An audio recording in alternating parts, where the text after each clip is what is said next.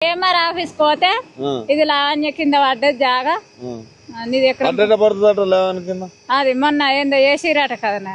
కొత్త పథకం తీసుకొచ్చి రెవెన్యూ చట్టం అప్పుడు తీసేసిరట అది మరి ఎందుకు తీసేసిరో ఏమో ఇప్పుడు అది నాది ఒక్కదని తెలియదు మాది 5 ఎకరాల 15 గుంటలో ఎంతనో ఉన్నది మొత్తంలా ఇప్పుడు ఇప్పుడు చేసుకోవాలంటారు చేసుకుంటే పైసలు ఖర్చు అవుతాయి అంటారు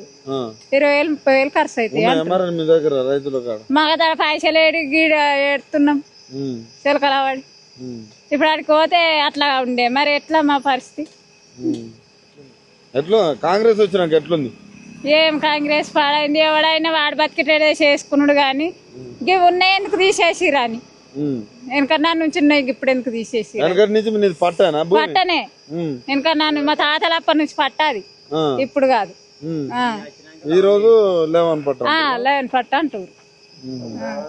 మరి అట్లా ఇప్పుడు మీకు రైతులకు కనీసం పండించిన పంట కన్నా గిట్టుబాటు ధరలు అవి వస్తున్నాయి ధరలు మారుతున్నాయి ఇక ధరలు గాని ఇక జాగానే బాగా ఇబ్బంది చేసిండు ఒకటి